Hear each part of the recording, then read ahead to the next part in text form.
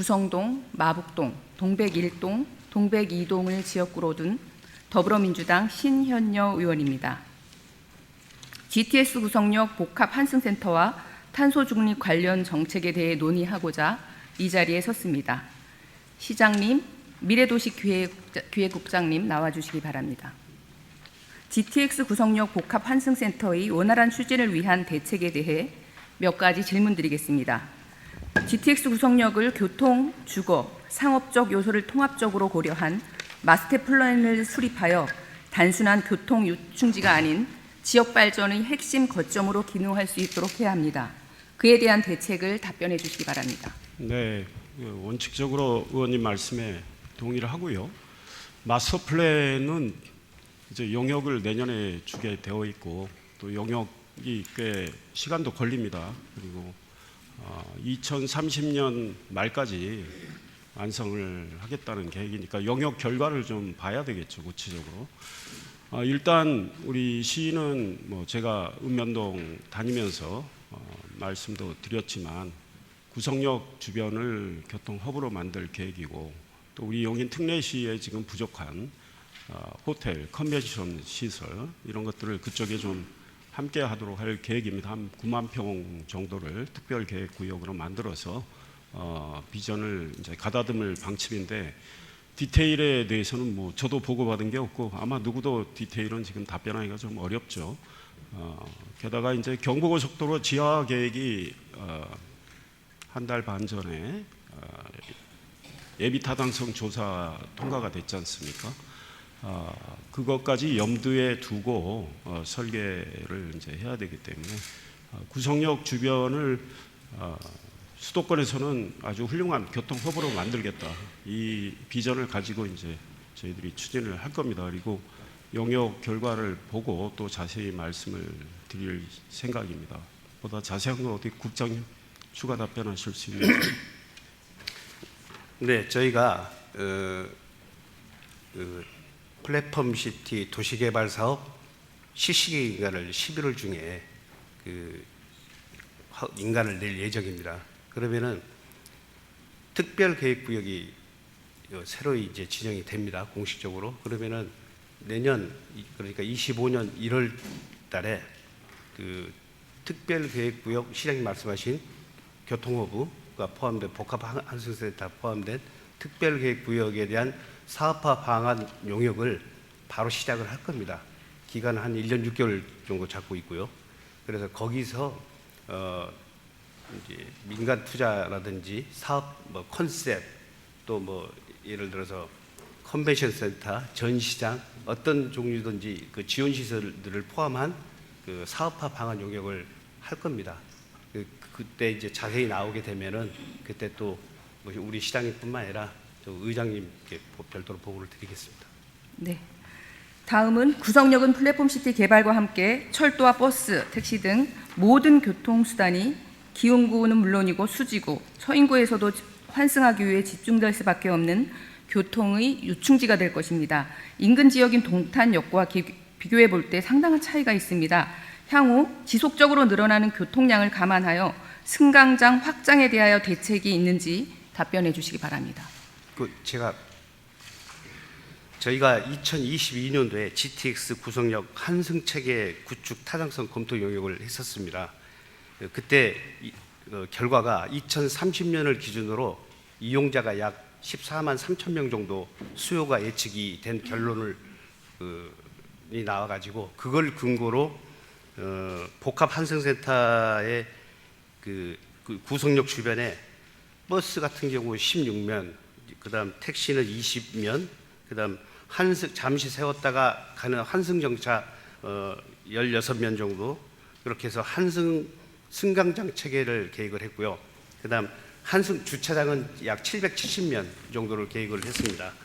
그리고 이 시설들을 잘 이용하기 위해서 주변의 도로망을 기존 2차선 도로를 4차선으로 확장하고 없던 도로를 6차선을 또 신설하고 이렇게 해가지고 그 환승 시설을 원활하게 이용할 수 있는 계획이 이미 수립이 돼 있습니다. 그리고 이제 먼저도 말씀드렸지만 특별 계획 구역에 이제 용역이 끝나고 나면은 어떤 이제 자세한 그 시설의 규모라든지 이런 것들이 이제 결정이 되면은 또 교통의 변동 수요가 발생합니다.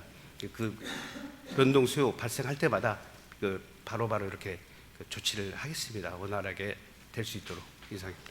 네, 이어서 시와 관련 기관 간의 협의체를 구성하는 것이 복합환승센터 개발 과정에서 발생할 수 있는 문제를 사전에 파악하고 신속히 해결하는 방안이 될 것입니다.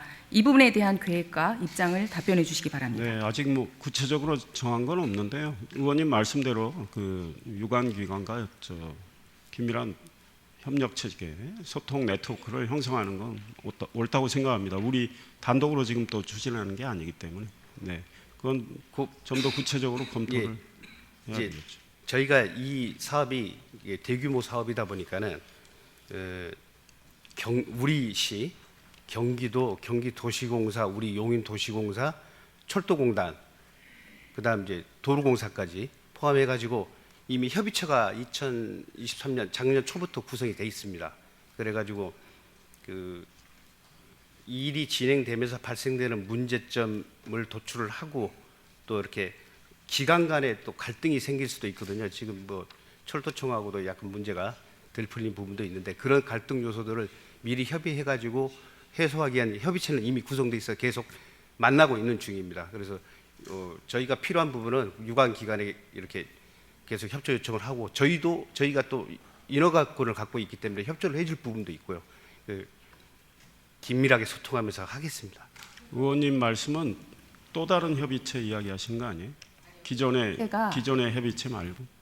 정기적으로 모임을 갖고 협의를 하는 건지 아니면 제가 금방 말씀드린 그 협의체는 정기적 모임은 아니고 또 정기적 모임은 저희 그 공동 사업 시행자가 있습니다. 여기는 격주로 한 번씩 일단 만나고요.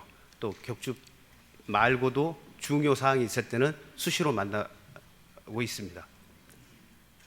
네, 답변됐습니다. 또한 기후위기 시대에 맞춘 친환경 개발의 필요성입니다. 우리 시는 기후위기 대응을 선도하는 친환경 도시로 나아가야 한다는 방향성을 가지고 있습니다. 플랫폼시티는 이러한 변화의 출발점이 되어야 한다고 생각합니다. 태양광 발전, 수소연료 전지 등 신재생 에너지 인프라 구축과 에너지 효율적인 건물 설계, 녹지 공간 확보 등을 통한 지속 가능한 개발이 필수적이라고 생각합니다. 이에 대한 대책을 답변해 주시기 바랍니다. 너무나 당연한 말씀인데 제가 뭐 구체적으로 보고받은 건 없어요. 그 방향으로 가는 건 너무나 당연하고 우리가 2022년 하반기에 제가 이제 시장된 이후에 환경부가 처음으로 환경교육도시 선정을 했어요. 용인을 비롯해서 4개 도시. 그때 굉장히 평가단이 와서 심도 깊은 인터뷰를 시장에 대해서 하더라고요. 한 40분 정도. 시장의 어떤 의지, 그거에 대한 철학, 뭐 이런 거를 점검을 했습니다. 뭐 지금 의원님 말씀에 뭐 전적으로 동감이고 그 방향으로 이제 가는 거는 뭐 확고하고요. 제가 환경 특강도 동백중 흥덕중에서 했을 정도로 저도 관심이 많은데 그래서 전국에서 최초로 우리가 환경 교육사를 우리 시비를 들여서 학교에 파견을 해서 환경 교육도 하고 있고 그렇게 하고 있습니다. 그런데 이제 그쪽 개발과 관련해서 말씀에 취지에 전적으로 동감하고 구체적으로 이제 어떻게 진행돼야 되는 것인지에 대해서는 제가 아직 뭐 보고받은 건 없습니다. 그 방향으로 뭐 가는 거는 뭐 정해져 있다고 생각합니다. 제가 세부 사항 좀 더 설명드릴까요? 저희 그 플랫폼 시티 그 도시개발 사업은 녹색 도시 개발 계획이 이미 수립이 돼 있습니다. 시작부터. 그래서 친환경 의원님께서 언급하신 친환경을 중심으로 또 하고 있는데 일단은 전체 개발 면적의 한 32.5% 정도 한 89만 평방미터 정도 되는데 공원 녹지로 지금 계획이 이미 돼 있고요. 또 그 공원을 중심으로 녹지 체계를 연결을 해가지고 도시숲 컨셉을 잡고 조성을 지금 계획을 하고 있습니다. 또 그 환경하면은 또 그 도보권 이내 대중교통 시설이 이치할 수 있도록 또 계획을 했고요. 자전거 이용 활성화는 물론이고 뭐 빗물 이용 또 중수도 시설 이용하는 이미 보편화되어 있는 그런 재활용이라든지 그 에너지 전략 시설은 당연히 들어가 있고 향후 이제 스마트 교통 체계라든지 그 이상의 그 개인 모빌리티라든지 이런 것까지 계획을 해서 꾸준히 추진을 점진적으로 해 나가야 될 부분이고 그렇게 할 예정입니다. 한 말씀만 더 드리면 작년 11월 15일 발표된 이동욱 반도체 특화 신도시 69만 평 16,000가구 지어지게 되는데 그쪽 발표 때도 녹지 공간을 30% 정도 두는 그래서 환경 친화 신도시 이런 쪽으로 발표를 했습니다. 그래서 앞으로 우리 용인시의 그런 공간들이 개발이 된다면 의원님 말씀하신 대로 이제 환경을 생각하지 않을 수 없다 이런 생각을 가지고 시가 일을 하고 있습니다. 다음은 그 특별계획구역에 대해서 제가 관심이 많은데요. 특별계획구역에 무엇을 담을 것인가에 대한 로드맵이 필요하고 그 구체적 계획을 세우기 위해서는 전문가나 우리 시민을 대표하는 의원님들이 의견을 반영할 수 있는 TF팀이 좀 운영되었으면 좋겠다고 생각합니다. 그거에 대한 생각을 답변해 주시기 바랍니다. 이건 제가 바로 말씀드리겠습니다. 그 의원님께서 말씀하신 것처럼 우리 플랫폼 시티 도시개발 사업의 핵심 지역은 특별계획구역이라고 보시면 맞습니다. 이 지역은 국제회의라든지 전시회 이런 것들 개최할 수 있는 컨벤션이라든지 또 국내 많은 입주 기업 종사자들이라든지 관계자들이 투숙할 수 있는 호텔 같은 그런 시설들 사회 경제 활동 인프라 구축을 중점을 두고 있습니다. 그래서 복합 환승센터하고 마이스 산업 이런 융복합 시설로 계획을 하기 위해서 먼저 말씀드린 것처럼 특별계획구역 사업화 방안 용역을 내년 초에 시작을 하는데 여기는 용도별로 사업 수요라든지 사업성 분석 또 특화 전략으로 개발 컨셉이라든지 이제 도입 시설을 제시를 하고 또 사업 추진 방식하고 마케팅 전략까지 다 포함하는 사업화 방안을 이제 마련하는 게 목표입니다. 그래서 이 사업화 방안을 마련한 요 시기 때 의원님 말씀처럼 의원님 또 전문가 이런 외부 이런 분들을 다 모집하는 TF팀을 검토하는 걸 적극적으로 검토하겠습니다. 답변 감사합니다. GTX 구성역 복합 환승센터는 용인시의 미래를 좌우할 중요한 프로젝트입니다. 이 계획을 성공적으로 완수할 수 있도록 시의 전폭적인 지원과 협조를 부탁드립니다. 네. 다음은 탄소 중립 관련입니다. 전 세계는 지금 지구 온난화로 인한 기후 위기로 고통받고 있습니다. 우리 용인 특례시는 인구 증가와 도시 개발이 빠르게 진행되는 지역으로서 적극적인 대응이 요구됩니다. 탄소 중립은 이제 더 이상 선택이 아닌 필수이며 이를 실현하기 위해서는 불편을 감수해야 하고 충분한 예산이 확보돼야 합니다. 탄소 중립과 관련된 용인시의 에너지 사업 및 환경 정책 관련입니다. 먼저 용인시가 추진 중인 에너지 사업의 이행 현황과 향후 계획에 대해 질문드리겠습니다. 용인시의 에너지 사업 시행 현황을 살펴봤는데 총 32개 사업으로 추진률이 65.6% 정도로 좀 저조합니다. 사업의 규모가 적은데도 불구하고 추진률이 저조한 사유를 좀 이야기해 주시고요. 앞으로의 추진 계획에 대해 설명해 주시기 바랍니다. 이게 저는 저조하다고 생각하지 않는데요. 왜 그러느냐? 작년에 시작이 됐잖아요.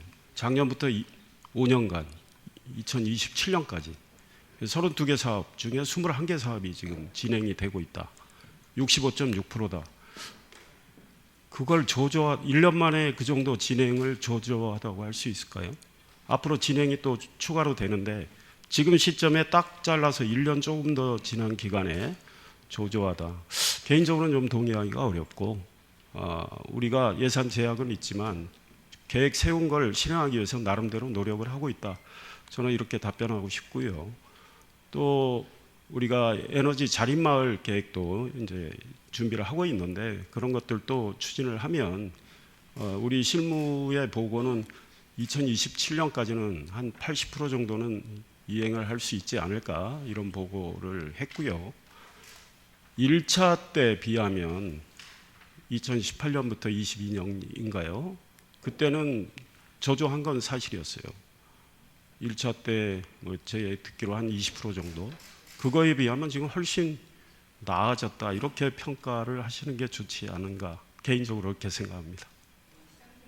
네. 다음 질문 한번 들어보세요. 공공기관 신재생 에너지 설치 의무화 제도가 있습니다. 거기에 공공건축물의 신재생 에너지를 30 내지 34%로 설치하도록 규정이 되어 있어요. 그런데 탄소중립연구소 에너지전환 연구 결과에 따르면 우리 시는 94개 공공기관의 에너지 사용량 대비 신재생 에너지 비중이 평균 8%입니다. 우리 시의 공공건물 신재생 에너지 설치 현황과 향후 확대에 대해서도 제가 좀 설명을 부탁드리는데요. 이 에너지 관련해서는 이제 아까 그 저조한하다고 제가 말씀드렸던 부분과 좀 일맥상통인데. 그러니까 사업이 여러 개 있는데 아직 진행 안 되는 사업은 제로잖아요. 현 시점에서. 네. 그럼 저조하죠. 그러나 지금 전반적으로 지난번 1차 때와 2차 때를 비교해서 좀 나아졌다고 하실 수도 있는 거 아닌가요? 그러니까 지금 예를 든 사업은 뭐 8%인지 아닌지 뭐 제가 디테일은 모르겠지만 그 사업만 핀포인트하면 저조하겠죠. 그럼 대신 훨씬 훌륭한 사업 없습니까? 한 60%, 70%, 80%가 하는 사업 없어요? 그거를 들면은 그 사업은 잘 되고 있는 거 아니겠습니까? 그러니까 전반적으로 이렇게 평가를 해서 지금 1년 좀 지난 시점에 보기 나름이죠. 65.6%면 그다지 저조하지 않다고 저는 생각을 합니다. 게다가 1차에 비하면 한결 좋아졌다고 생각을 합니다. 그리고 시의 공직자들이 그 부분에 대해서 나름대로 탄소 중립이야 누구나 지혜를 모아서 함께 가야 되는 건데 상당한 의지를 가지고 일을 하고 있다고 평가할 수도 있죠. 그런데 지금 말씀하신 사업 8%짜리는 모르겠지만 그거보다 나은 사업들도 있을 거고, 그러니까 32개 사업을 이제 하나하나씩 점검을 뭐 하신다면 앞으로 그렇게 점검을 해서 부족한 건 더 속도를 내고 더 채워가야 되겠죠. 또 잘 되는 건 또 순항할 수 있도록 하고, 이런 뭐랄까 지혜가 필요하지 않을까 이런 생각합니다. 다음 질문 한번 들어보세요. 우리 시 예산이 3조 5천억 정도 됩니다. 근데 그 중에서 신재생 에너지 예산이 100억 정도로 0.28%입니다. 이렇게 턱없이 부족합니다. 예산에 대면 할 말이 많아요.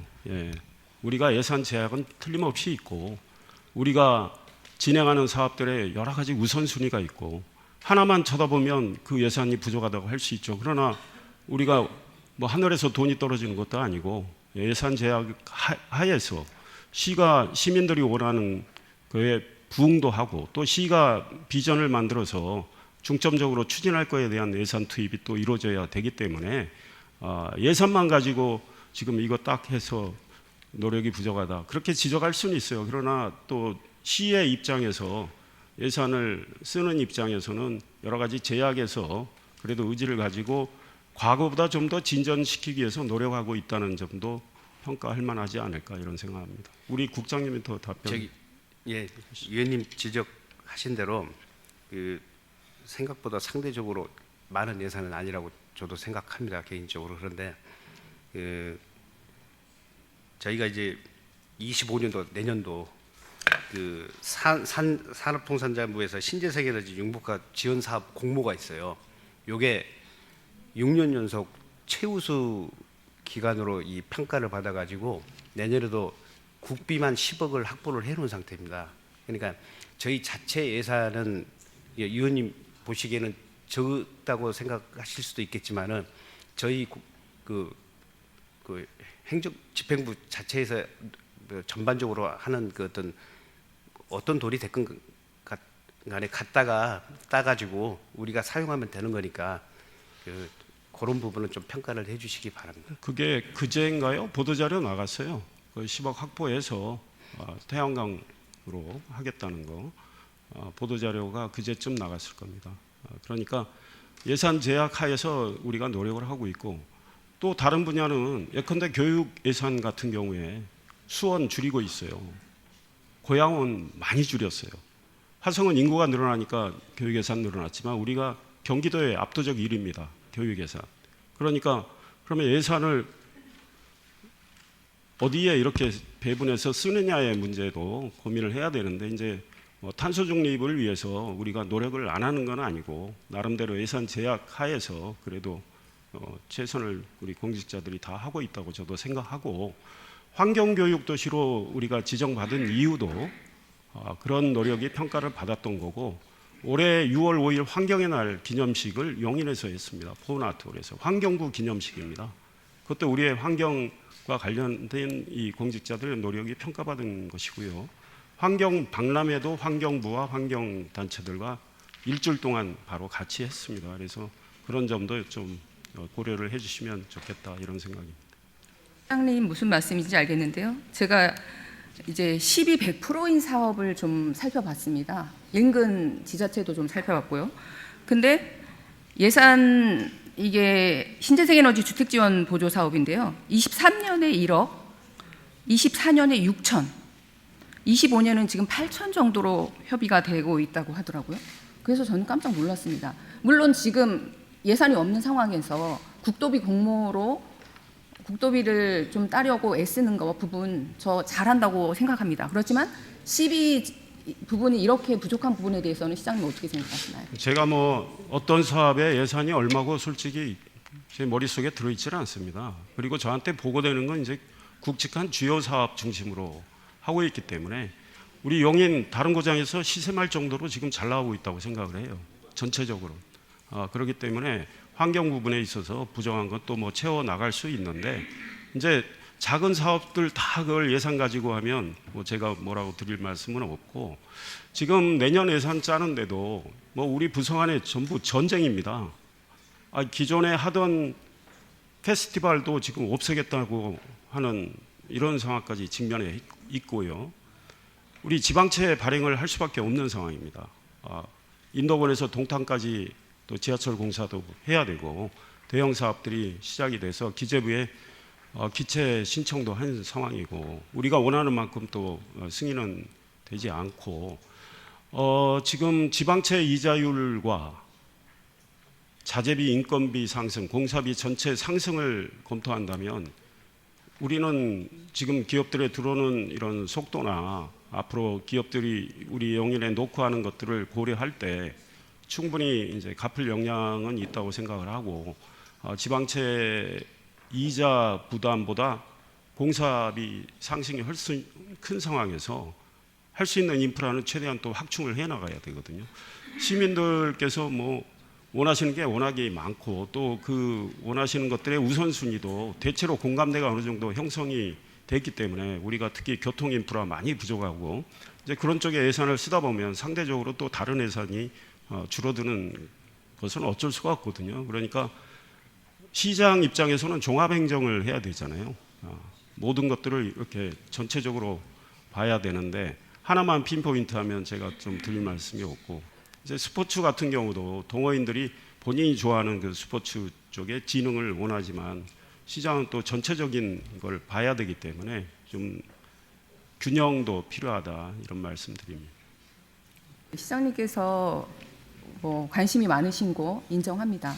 그런데 그 관심은 선포하고 공포하는 것으로 끝나면 안 된다고 생각합니다. 아까 환경의 날 행사 말씀하셨는데 지금은 그것보다 더 중요한 게 실현하고 실천하는 저는 그렇게 것입니다. 하고 있다고 생각을 해요. 지금까지 뼈 빠지게 일하고 있다고 생각합니다. 그리고 실행에 옮기고 있다고 생각을 합니다. 과거보다 많이 달라졌다고 생각합니다. 여러 분야에서. 네. 그 실행은 사실 예산이 수반돼야 합니다. 그 부분에 대해서 그러기 위해서 더욱 예산도 적극적인 공을 들이고 있고 네. 공모 사업도 정말 많이 따왔습니다. 보고 한번 드리세요. 네. 얼마나 많이 따왔는지. 네. 국장님 뭐 더 하실 말씀 있으세요? 아니 없습니다. 언제나 신경 써서 감사합니다. 네, 답변 감사드립니다. 생태계 교란식물에 대해서 질문드리겠습니다. 네? 며칠 전 시장님께서 경안천에서 생태계 교란식물 제거 작업을 직접 하셨다고 들었습니다. 수고 많으셨습니다. 네. 직접 경험하신 것처럼 생태계 교란식물의 확산은 아주 심각합니다. 지속 가능한 생태계 보호를 위해 생태계 교란식물 퇴치를 위한 치밀하고 또 예산이 확보된 적극적인 대책이 시급하다고 생각합니다. 그 부분에 대한 시장님의 의견을 듣고 싶습니다. 예, 뭐 저도 경안천 가서 오랜 시간 한 건 아닙니다. 시민들이 자발적으로 그런 활동을 하시기 때문에 응원하기 위해서 했고 오랜만에 낯질도 하고 예, 그 독성 식물이었던 것 같아요. 장갑도 끼고 점퍼를 입고 했는데 살짝 스쳤는데 아직도 손에 그 상처가 있어요. 이 문제는 사실은 전국 전국적으로 다 지금 앓고 있는 문제인데 참 그 기존의 예산의 한계를 가지고 인력의 한계를 가지고 노력을 해도 과연 가능할까, 이걸 퇴치가 가능할까, 이런 생각을 솔직히 해봅니다. 언론에도 뭐 뉴스에 많이 접했고 우리 의원님께서도 5분 발언도 하셨던 걸로 기억을 하는데 이 부분 역시 우리가 뭐 지속적으로 노력을 해 나가야 되겠죠. 그러려면 뭐 예산 인력 다 뒷받침이 돼야 되는데 또 저희들이 직면한 그런 한계와 제약은 또 어쩔 수밖에 없다, 이제 이런 말씀드리고 좀 더 디테일한 계획은 우리 국장님이 말씀을 드리죠. 네, 답변드리겠습니다. 작년에 한강유역 환경청에서 수도권에 대한 생태계 교란 식물에 대한 전수조사를 하였습니다. 우리 시를 포함한 그 수도권 전역에 가시박 등 그 생태계 교란 식물이 많이 퍼져 있어서 제한된 예산과 인력으로 제어할 수 없는 상황이라고 되어 있습니다. 그럼에도 불구하고 우리 시는 그 내년에 그 생태계 교란 식물에 대한 그 퇴치 계획을 수립하겠습니다. 우선은 그 가시박 등이 많은 것은 하천과 저수지 주변입니다. 그리고 도로 사면에도 많은데요. 구청에서 관리하고 있는 그 도로 하천 제초 인부임이 있습니다. 이 사업을 할 때 중점 계획에 담아서 가시박 등 생태계 교란 식물을 중점적으로 제거할 수 있도록 하겠습니다. 아울러 시민 홍보 및 자원 봉사 활동을 확대해서 그 생태계 교란 식물의 위해성과 그다음에 생물의 다양성에 대한 가치, 중요성을 교육시키는 등 체계적으로 관리하겠습니다. 다음 용인시 기후위기 대응을 위한 탄소중립 녹색성장 기본계획 조례안을 작년 11월에 제정을 했는데요. 거기에는 기후변화 영향평가, 신재생 에너지 전환, 녹색 건축물 활성화 등 온실가스 감축 시책을 수립, 시행하도록 하고 있습니다. 기본계획 수립 관련 세부 추진사항 및 향후 진행될 이행평가가 굉장히 중요하다고 생각하는데요. 그 부분에 대해서 답변해 주시기 바랍니다. 글쎄 이 부분도 국장님이 좀 네.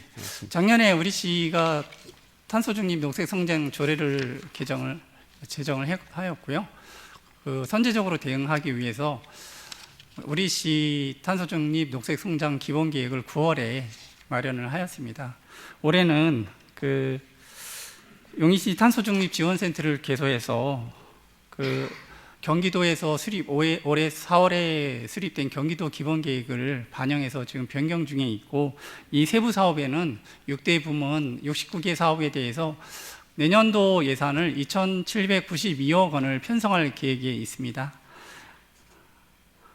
이 사업은 내년도 2월에 확정을 해서 우리 시 탄소중립 녹색성장위원회 심의를 받고 내년도 4월에 경기도를 거쳐서 환경부에 제출할 예정입니다.